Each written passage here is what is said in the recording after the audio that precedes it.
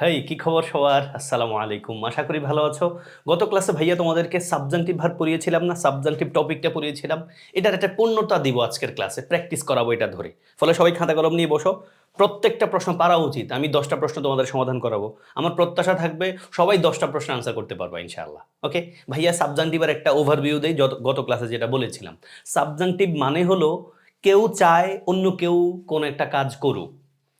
কিছু ভার্ব অ্যাজেটিভের কথা বলেছিলাম, তাদের পর দ্যাট ক্লজ আসবে ভাইয়া। তারপর সাবজেক্টটা যাই হোক ভার্বের বেস ফর্ম লিখবো আমরা। বেস ফর্ম মানে হলো ভার্বের সাথে এস, ইএস, আইএনজি, ইডি কিছুই যুক্ত হবে না। ইভেন যদি অক্সিলারি ভার্ব আসে তখন আমরা ওটার মূল ভার্বটা লিখবো, যেমন বিইবি, অ্যামিজার, ওয়াজারের পরিবর্তে। ওকে, চলো প্রথম যে প্রশ্নটা, I request that the work, কি লিখবা? খুব অ্যাটেনশন দিয়ে লিখো। ইয়াস, উত্তর অবশ্যই বি নাম্বারটা। দেখো ভাইয়া, আই রিকোয়েস্ট, আমি অনুরোধ করেছি যে দ্য ওয়ার্ক ড্যাশ। এখন এখন তুমি ওয়ার্কটা তো থার্ড পার্সন সিঙ্গুলার নাম্বার আকারে বসা আছে, তাই না? তুমি নিশ্চয়ই ইজ লিখতে মন চাইবে, ইজ ডুইং লিখতে মন চাইবে, শুড ডু লিখার একটা টেন্ডেন্সিও কাজ করবে অর্থ বুঝে পড়তে গেলে। এই জন্য বলছিলাম ভাইয়া এটার একটু তেরা টপিক, যেহেতু এটার তেরাটার একটু ধরে রাখো। অনেকটা নিপাতনে সিদ্ধ পড়ো না বাংলায়, ওটার টাইপের।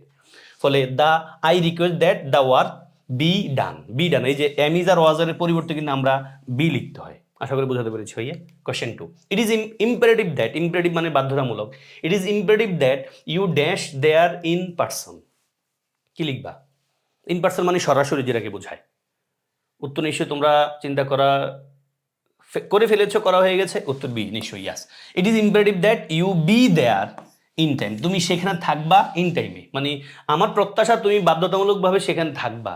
পার্সনে মানে ইন পার্সনে ফিজিক্যালি থাকবা। Then the doctor insisted that, doctor জোর দিয়েছিলেন, এমনটা বোঝাচ্ছে। তারপর দ্যাট ক্লজ আছে, সাবজেক্টটা যাই হোক ভার্বের কোন ফর্ম লিখবা? Base form. কোনটা লিখবা দেখো, insisted that he is patient that he not take it easy for 3 months, taking it easy, taking it easy, খুব ইজি, সবাই খুব পেরে যাওয়া জানি, এক দেখাই পেরে যাবে আনসারটা। ইয়াস, উত্তর অবশ্যই এটা হবে।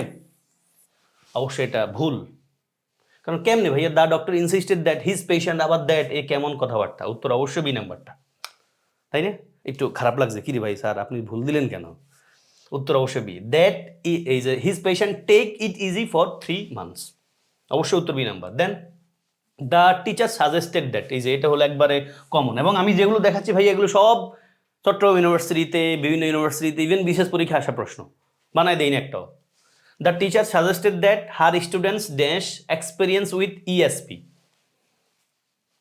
কি লিখবা? হার স্টুডেন্টস প্লুরেল আছে, প্লুরেল সিঙ্গুলার থাকলে আমাদের কোনো ইস্যু আছে কি না? উত্তর অবশ্যই পেয়ে গেছে, উত্তর হবে এ। দেখো, the teacher suggested that subjective mood আছে, সাবজেক্ট যাই হোক ভার্বের কোন ফর্ম? Base form. রাইটটাই শুধু ভার্বের বেস ফর্ম আকারে বসা আছে এখানে, ফলে বাকি সব ভুল। দেন 5, আইডেন্টিফাই দ্য কারেক্ট সেন্টেন্স। দেখো, কারেকশন আকারে এই টপিক থেকে প্রশ্ন আসে।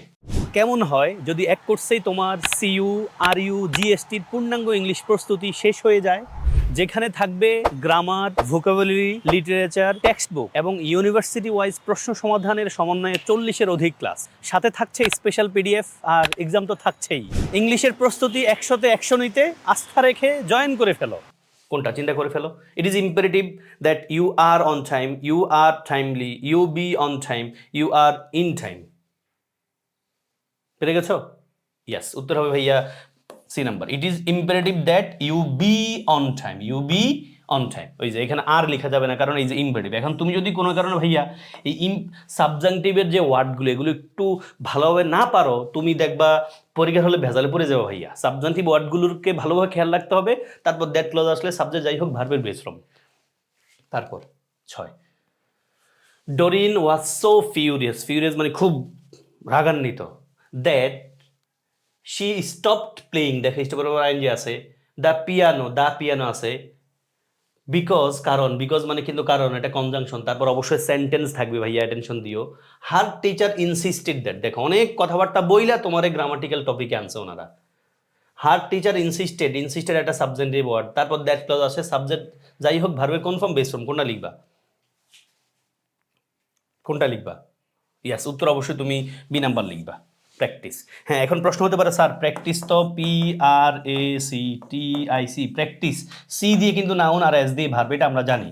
বাট পরীক্ষায় ওনারা সি দিয়ে যে শব্দটা রেখেছে এটারই ভার্ব আকারে কাউন্ট করেছে এবং হয়ও বলতে সেটা, এই জন্য ওনারা লিখেছেন, ফলে উত্তর আমাদের বি। তাহলে দেখো বাক্যটা কি, অনেক কিছু আছে এখানে। Dorin was so furious that, দেখো এটাও তোমাদের পরীক্ষার প্রশ্ন আসতে পারে, আমরা এটা জানি। সো অ্যাডজেক্টিভ অ্যাডভার্ব তারপর দ্যাট হয়, তাই না? মানে ডরিন এত ফিউরিয়াস ছিল যে সি স্টপ, স্টপ ভার্বের পর কিন্তু আইএনজি হয় ভাইয়া। স্টপ প্লেইং দ্য পিয়ানো, এই যে পিয়ানো যদি বাজানো হয়, গিটার যদি বাজানো হয়, তারা আর্টিকেল দিয়ে লিখি, তাই না? এই যে প্লেইং দ্য পিয়ানো, এই যে stop playing the piano because, because মানে কারণ, তারপর সেন্টেন্স থাকে ভাইয়া, কেমন কনজাংশন এটা, তাহলে বিকজ কারণ হার টিচার ইনসিস্টেড দ্যাট, তারপরে শির পরে সাব ভার্বের কোন ফর্ম লিখবো, বেস ফ্রম, বেস ফ্রম আছে কেবল বি নাম্বারটাতে, practice her scales. Then he suggest to Jens aunt, জেন্সের আন্ট্রে that the girl dash away to school, কি লিখবা? দেখো সাজেস্ট ভার্বটা আছে, তারপর দ্যাট ক্লজও কিন্তু আছে, সাবজেক্ট যাই ভার্বের কোন ফর্ম লিখবা? ইয়াস, চিন্তা করা শেষ ভাইয়া। ভার্বের বেস ফর্ম লিখতে হবে, কিন্তু যদি আমরা বি ভার্ব লিখতে হয় সাথে বি ভার্বের শুধু বিইবি লিখবে, আমি যার অজা লিখতে পারবো না, উত্তর নিশ্চয়ই B. Yes, he suggest to Jens aunt that the girl be sent away to school. Then করো আট, it is important that the dean's office dash your admission, important তারপর দ্যাট, খেয়াল করো, খুব ইম্পর্টেন্ট ভাইয়া, চট্টগ্রামের প্রত্যেক ইউনিটের জন্য কাজে দিবে এটা, প্রত্যেক ইউনিটে অনেকবার প্রশ্ন আসে এই টপিক থেকে। ইট is important that the dean's office, deans office subject আকারে বসা আছে, ভার্বের কোনটা লিখবা? ভার্বের বেস ফর্ম থাকলে অবশ্যই বেস ফর্ম, আর যদি প্রয়োজন হয় অক্সিলারি লিখতে হয় তাহলে শুধু বিই লিখবে, আমি যার ওয়াজারের পরিবর্তে, উত্তর নিশ্চয়ই confirm. It is important that the dean's office confirm your admission. Then করো, দ্য ডক্টর সাজেস্টেড দ্যাট, এটা তো আমরা করে আসছি, নিশ্চয়ই সবাই পারবা। The doctor suggested that his patient, third person singular number আকারে বসা আছে, স্টিল আমরা কি লিখবো? ভার্বের বেস ফর্ম লেখা উচিত, কোনটা বেস ফর্ম আকারে দেখা যায়? স্টপ, স্টপিং, স্টপস নাকি স্টপ, কোনটা লিখবা? উত্তর নিশ্চয় সবাই এটাই লিখছো, stop smoking, stop smoking. And the last question, I insist that she dash the head of the department, কি লিখবা? ইনসিস্ট, দেখো ভাই এই ভার্বগুলো যদি অ্যাডজেক্টিভগুলো যদি তোমার খুবভাবে খেয়াল না থাকে বা মুখস্থ না থাকে, পরীক্ষায় প্রশ্ন আসলে কিন্তু মিস করার বা ভুল করার চান্স থেকে যাবে, কারণ ভুল করার জন্য অনেক লজিক আছে এই টপিকটাতে। এই ওয়ার্ডগুলো যদি মুখস্থ না থাকে, এই প্রশ্নের মানে এই টপিক থেকে প্রশ্ন আসলে ভুল করার অনেক মানে একবার ভ্যালিড লজিক আছে, বাট ওয়ার্ডগুলো মুখস্থ থাকলে আর লজিক নাই, কারণ প্যারা topic. I insist that she, উত্তর কি ভাইয়া? She meet, I insist that she meet the head of the department. এই ছিল তোমাদের জন্য আজকের ক্লাস। আমি মোটামুটি সাবজেক্টিভের পূর্ণতা দিতে পেরেছি, তোমরা ক্লিয়ার হতে পেরেছো কিনা ভাইয়েরা জানাবা। কটা প্রশ্ন তোমার কারেক্ট হয়েছে? আমি প্রত্যাশা সবার 100 মানে 10-এ 10 হয়েছে, মানে 100% আনসার হয়ে গেছে। তোমাদের সবার জন্য শুভকামনা। আমি তোমাদের কাছ থেকে আগ্রহ উৎসাহ পেলে আমি প্রত্যেক ইউনিটের প্রশ্নকে ভেঙে ভেঙে এমনভাবে দিব যেন তুমি একটা প্রশ্ন সমাধান করতে আসলে এই টাইপের প্রশ্ন আর কীভাবে আসতে পারে, বা এই টপিক এই প্রশ্নের সাথে কোনো টপিক বোঝার দরকার আছে কিনা সেটাও বুঝাই দিব। তোমাদের সবার জন্য শুভকামনা। আসসালামু আলাইকুম ওয়া রাহমাতুল্লাহ।